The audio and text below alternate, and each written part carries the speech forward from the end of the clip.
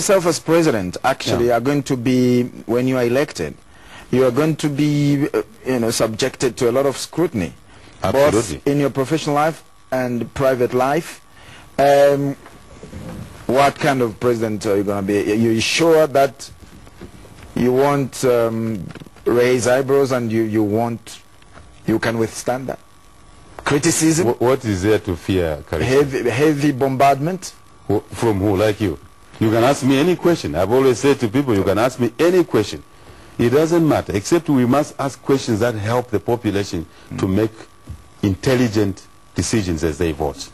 The issue is that if you elect a mediocre president, one who is afraid of certain issues, one who is incompetent, when you're incompetent, you get angry easily because you don't want to be queried.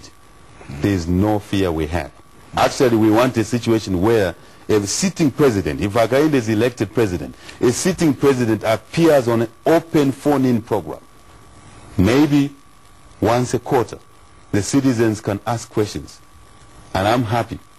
I would be happy to be asked those questions by the citizens. Right. There's nothing to fear. One last question, I'm being wound out. It's on international relations. I'm sure this is important. What kind of Zambia do you want? How do you want the world to perceive us? First, Karisto, we want Zambia, the chief executive of Zambia is the presidency. We want the presidency to be occupied by the right person out of 12 million Zambians. That's the only qualification. Zambian, 35 years, male or female. We want the best to be a representative of Zambia in SADC, COMESA, African Union, United Nations. You want a president who will be proud at the UN, where the credit rating of Zambia and other countries is decided. When they look at the quality of a president, they say, yes, this country, we can give it credit at a lower interest rate because there's leadership. Leadership does decide to a large extent how a country is viewed. Mediocre leadership, unstable leadership, unknowledgeable leadership increases the cost of doing business for a country like Zambia. We want to lower that together with other measures. We want a foreign policy, Karista, that is focused on ensuring that our engagement in the foreign affairs is beneficial, ultimately beneficial to the people of Zambia. We want to make sure that our engagement in SADC deliberately allows Zambian society members and business to access markets in SADC, not to simply be a market. So we want to turn around foreign policy to be supportive of our economic and social development policy. Of course, my friend, we will not tolerate neighboring countries that create difficulties for their own citizens who end up running into other countries, including Zambia. We are not an island.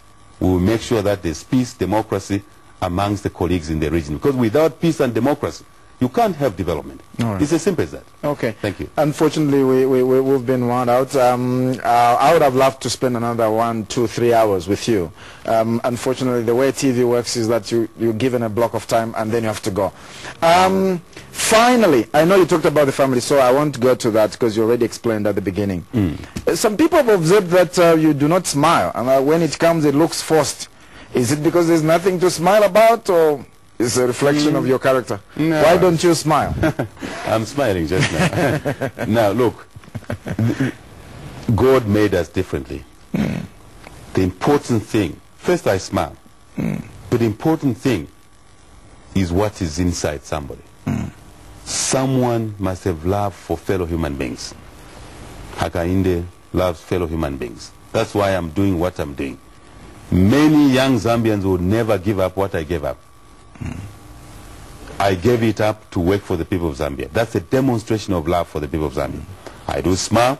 What you expect from us, however, is a polite but very firm approach to running public affairs.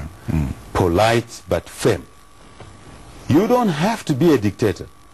You have to understand debate, the importance of debate. But you also must understand that you need a strong base of knowledge. You need relevant experience, not in Chekeleko experience. You need experience that to be brought to bear to benefit the 12 million Zambians. That is the presidency you expect. Of course, working as a team with other colleagues. I mean, many people have said you cannot be a president because you have few members of parliament. I mean, why cheat the people of Zambia? That is not correct. It is a presidential democracy we have. I may have said that before on this program. Maybe I didn't. Because you can't form government even if you have 100 members of parliament if you have not won the presidency.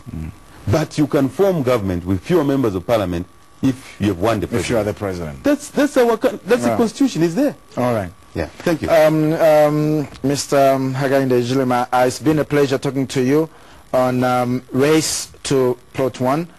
This is a program brought to you with the compliments of Miss Zambia in conjunction with the Zambia National Broadcasting Corporation. I'm glad that you could come, and I'm glad that we also, you know, stuck to the issues that really matter to the people of Zambia. And we will, on this program, insist that all the candidates address the various issues as to what exactly they'll do. And there will be no name calling, but we just want people to look at what they want to do.